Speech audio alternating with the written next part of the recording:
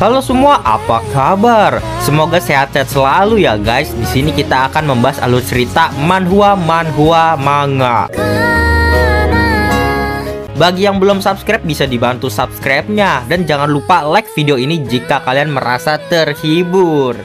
Dan mohon maaf untuk durasi video Mimin singkat karena untuk menghindari copyright dolar kuning pelanggaran YouTube dikarenakan alur komik yang Mimin sajikan banyak unsur kekerasan dan vulgar. Sudah 80% video Mimin semuanya dolar kuning. Mimin buat satu video 5 jam termasuk naskah, edit video, teks suara dan upload. Dan jika terkena dolar kuning, Mimin tidak dapat apa-apa dari video tersebut. Jadi Mimin persingkat durasi, jika kena dolar kuning, Mimin bisa edit ulang dan menemukan bagian yang bermasalah dengan cepat. Kali ini kita akan melanjutkan komik yang berjudul Berinkarnasi di Hari yang Sama Selama 100.000 Tahun.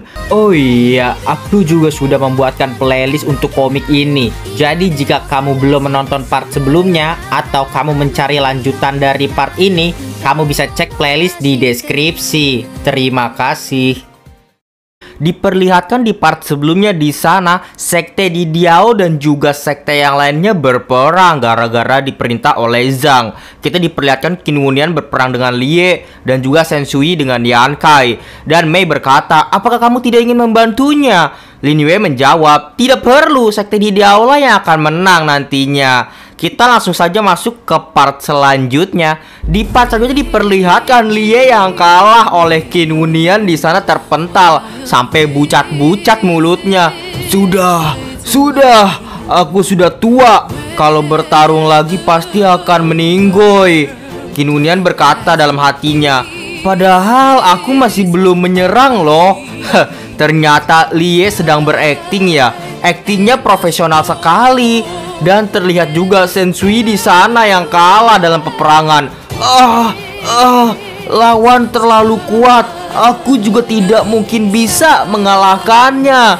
Dan jatuh ke pelukan King King di sana. King King pun berkata, guru, aktingmu luar biasa sekali ya. Sensui menjawab, muridku, semua ini karena aku percaya padamu. Berharap kita jangan sampai menyinggung Lin Yue. Itu kan katamu. Lalu Zhang pun marah di sana sampai mengeluarkan raga sejati miliknya. Manusia tidak berguna kalian semua. Sekelompok manusia tidak berguna. Lalu menyerang Qin Wunian di sana. Ingat ya, aku akan membunuhmu terlebih dahulu, teriak Zhang.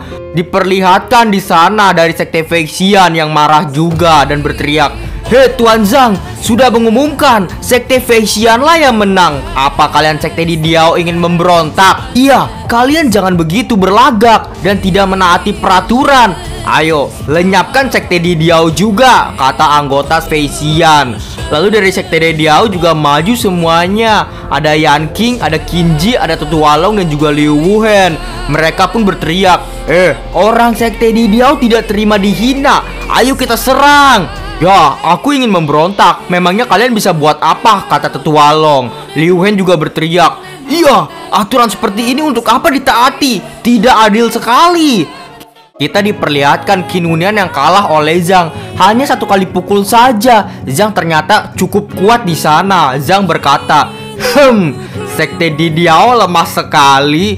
Terlihat Qin Wunian pun mundur di sana. Yan Kai di depannya. Yan Kai berkata, kamu baik-baik saja? Iya, dia sangat hebat. Kamu harus berhati-hati ya. Lalu Yan Kai pun mengeluarkan jurusnya, yaitu pedang Reiki. Pedang Reiki di sana pun menembus raga sejati milik Zhang. Zhang pun terpojok di sana. Zhang yang terpojok dia berteriak, gawat, ternyata dialah orang yang paling kuat di sekte di Diao ya. Dan akhirnya kita diperlihatkan Nona Putih yang membantu Zhang di sana. Dengan santainya ia berkata, anakku, mundurlah. Kamu tidak mungkin bisa mengalahkannya. Mei di sana yang khawatir berkata, tidak ada orang yang bisa mengalahkan wanita ini. Nona Putih, apa perlu aku membantumu? Lalu Lin Yue berkata, Zhao Mei, bukankah kamu ingin membunuhku? Kenapa sekarang masih membantuku? Jangan anggap serius perkataanku yang tadi ya. Siapa bilang aku ingin membantumu? Tidak jadi. Lin Yue pun di sana langsung berkata, sebenarnya ingin mengalahkan musuh tidak harus dengan cara bertarung loh. Mei Mei berkata lagi, Ya, harus aku akui sih, orang-orangmu hebat sekali. Kalau bukan karena ada Nona Putih, mungkin kalian akan memenangkan pertarungan kali ini. Lalu Ziomo pun di sana terlihat kalah dan bucat-bucat. Ketua Donghuang memang pantas menjadi orang nomor 1 di bagian luar. Aku kalah, mengaku kalah. Ternyata Donghuang Fengyu yang memenangkan peperangan dari Ziomo. Dan kita juga diperlihatkan anggota-anggota dari Sekte Vexian semuanya tidur dan turu. Orang-orang di sana pun berteriak, kali ini Sekte Vexian sudah mampus. Sialan, tak kusangka tetua mereka memiliki kekuatan sehebat ini. Ya benar, orang-orang yang menggunakan golok dan tombak itu sangat kuat dan menakutkan. Itu adalah Tetua Long dan juga Liu Wuhen. Dan mereka di sana pun berteriak lagi. Lalu teknik jurus dari 5 wanita itu juga sangat aneh dan susah untuk dihadang. Kita diperlihatkan di sana Nona Putih yang berbicara dengan Yankai. Ternyata Nona Putih ini mengenal Yankai. Anda adalah senior Yankai kan? Senior dari Sekte Pedang Kekaisaran bagian utama. Ya kan? Kenapa bisa ikut campur masalah sekte kelas bawah begini? Sekte Pedang Kekaisaran adalah masa laluku. Sekarang aku adalah orang sekte di Diao. Lalu, kamu lebih tua dariku, tidak perlu memanggilku senior. Di sana Nona Putih pun berkata dalam hatinya, berani sekali dia mengatakan aku sudah tua. Si brengsek ini sepertinya sudah bosan hidup ya. Aku sudah berbicara baik-baik denganmu ya, kata Nona Putih. Kamu yang tidak mendengarkanku. Dan Nona Putih langsung di sana memakai jurusnya.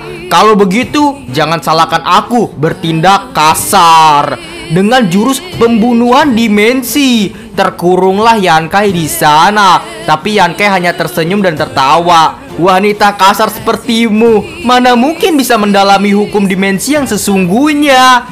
Tetapi di sana Nona Putih juga berteriak, cek cek cek cek. Meski bukan hukum dimensi, juga sudah cukup untuk membunuhmu tahu. Di sana mengepalkan tangannya dan terlihat di sana Yankai bucat-bucat di mulutnya. Sepertinya Yankai ini sudah meremehkan Nona Putih sampai lalai dan berteriaklah, Mei, kamu sungguh tidak pergi membantu. Lihatlah anggotamu. Dan Mei pun melihat sekelilingnya. Hah? Kenapa dia menghilang? Dia sudah menghilang ya? Dan Lin Yue pun datang membantu Yankai di sana dengan raga sejati miliknya. Lin Yue dengan satu tebasannya membuka dimensi itu yang mengurung Yankai. Yankai berhasil terbebas dan berteriaklah Qin Wunan dan Donghuang Fengyu di sana. Ketua, itu ketua. Ketua sudah kembali. Iya, mantap. Dan Nona Putih pun berteriak, brengsek, siapa kamu datang-datang ya? Lin Yue hanya berkata, seorang tuan berbaju putih berdiri di tepi sungai. Hanya dalam satu pandangan, aku sudah tidak bisa melupakannya lagi. Kagetlah Nona Putih. Brengsek, kenapa kamu bisa tahu syair puisi ini? Rahasia dong, masa aku bocorkan? Zhang pun berteriak di sana, ketua sekte di Diao, dia adalah Lin Yue ya? Ibu, cepat bunuh dia. Dia adalah orang yang berada dalam hati Tangzin. Itu orangnya. Lalu di sana Lin Yue dan juga Nona Putih masih berbincang. Anakmu menyuruhmu untuk membunuhku. Kenapa kamu masih tidak membunuhku? Tapi Nona Putih pun bertanya, jawab dulu pertanyaanku. Kenapa kamu bisa tahu syair puisi ini? Apakah ini cara kamu bertanya kepada orang? Selain ini apalagi yang kamu ketahui? Nona Putih di sana pun kesal. Ya, aku mengetahui segalanya. Seperti tuan berbaju putih sudah meninggal, tapi keturunannya. Cukup, jangan katakan lagi. Cukup. Apa kamu tidak takut aku membunuhmu? Ya, aku berani keluar. Tentu saja sudah ada rencana yang matang. Aku berharap kamu bisa menanggung segala yang terjadi setelah ini ya. Nona Putih di sana pun berkeringat. Ya, rupanya kamu orang yang hebat juga ya. Baiklah, aku tidak akan memperdebatkannya lagi masalah hari ini. Aku berharap kamu bisa menjaga rahasia itu selamanya. Ya, tapi aku mau kamu memenuhi 3 permintaanku. Kalau tidak, jangan harap aku menjaga rahasia ini. Dengar ya, tidak ada orang yang berani bernegosiasi denganku. Ya, aku adalah orang yang pertama itu. Ya sudahlah, aku akan memenuhi permintaanmu asalkan tidak keterlaluan, kata Nona Putih. Bagus. Pertama, hasil kompetisi kualifikasi hari ini harus sesuai dengan kenyataan. Ya, baik. Yang kedua, tampar anakmu sekali lalu pulang bersama dengannya. Nona Putih pun menjawab, Katakan sajalah permintaan yang ketiga secepatnya. Ya, aku masih belum memikirkan permintaan ketiga. Nanti baru kita bahas saja lagi nanti ya. Kamu mempermainkanku ya? Ya, tenang saja, sebelum aku mengatakan, leluhur putih tidak akan mengetahui rahasiamu ini selamanya kok. Lin Yue pun pergi meninggalkannya.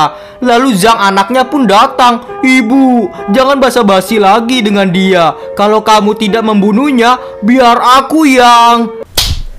Ditamparlah anaknya itu di depan semua orang. Kurang ajar, kata Nona Putih. Dan anaknya itu pun sampai terjatuh kena tampar. Nona Putih langsung berkata, minggir sana. Lie, umumkanlah hasil kompetisi kualifikasi hari ini dimenangkan oleh sekte Didiao. Lie pun kaget. Hah? Apa yang terjadi? Bahkan Qin Yunan juga kaget. Bosu di sana juga kaget. Anaknya Zhang juga kaget. Nona Putih, dia mengalah. Ibu. Mei pun kaget dan berteriak, Lin Yue sebenarnya mengatakan apa kepadanya? Dan terlihat Nona Putih pun pulang. Hei Zhang Liyi, ayo kita pergi. Iya baik ibu. Dan orang-orang di sana, para anggota sekte Didiao pun senang sekali. Ketua paling hebat. Sekali turun tangan, Nona Putih langsung mengalah. Ya, ketua hebat sekali. Untung ketua kembali pas di waktunya ya. Dan Qinji berkata, Ketua, sepertinya kita sudah berkonflik dengan sekte putih. Tidak perlu takut, hanya sebuah sekte calon kaisar saja. Tenang saja, semuanya sudah boleh kembali kok sekarang. Ya baik. Lin Yue langsung disamperin oleh Lie. Ketua Lin, tadi aku... Kaisar Guru tidak perlu banyak berkata-kata. Semua yang Kaisar Guru lakukan hari ini adalah demi membantu sekte Didiao. Aku akan mengenang kebaikan ini. Iya betul. Bagaimana dengan masalah sekte hantu?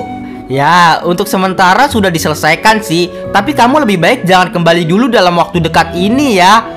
Baiklah. Aku merasa tenang. Ada saudara Lin Yue di sini. Aku yakin sekte hantu juga tidak berani sembarangan bertindak ya. Tetapi Mei dari sekte hantu pun datang.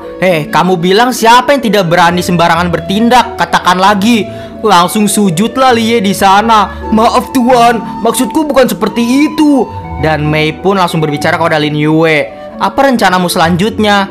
Ya, menyembuhkan lukamu dulu, lalu mengantarmu pergi. Ya, baiklah, aku juga tidak ingin merepotkanmu terlalu lama. Ya, tapi mengobatimu bukanlah hal yang gampang. Setidaknya harus setengah tahun sampai 1 tahun dulu loh. Dan di sana Mei pun sangat senang karena ia bisa membalaskan dendam teman-temannya yang telah meninggoy. Hah, serius kamu? Tapi Lin Yue pun langsung mendekati dan memegang muka Mei. Zhou Mei, jujur sajalah, kamu sebenarnya tidak ingin pergi dariku kan? Hehehe. Lie yang melihat hal itu pun langsung tercengang. Ya ampun, Ketua Lin memang orang yang luar biasa. Bahkan berani menggoda anggota jenderal hantu dari sekte hantu bagian utama.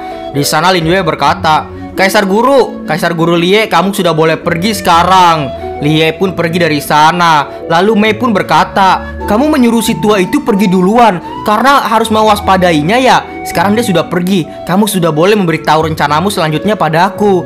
Hehe, kamu sangat pintar ya, jawab Lin Yue. Sayangnya tebakanmu sudah salah. Aku tidak memberitahu rencanaku kepadamu bukan karena mewaspadai Lie, melainkan aku waspada terhadap dirimu. Kamu brengsek ya. Ya sudahlah, ayo kita pergi. Kemana? Mengambil uang. Aku sudah menang taruhan loh. Sekte Didiao sudah berdiri di bagian luar. Akhirnya aku bisa memulai rencana selanjutnya, kata Lin Yue. Dan itulah untuk part kali ini. Terima kasih teman-teman telah menonton dari part 1 hingga sekarang. Dadah semuanya, bye-bye. Terima kasih bagi kalian yang telah menonton video ini dan juga terus mensupport channel ini. Terima kasih banyak. Bye-bye semuanya.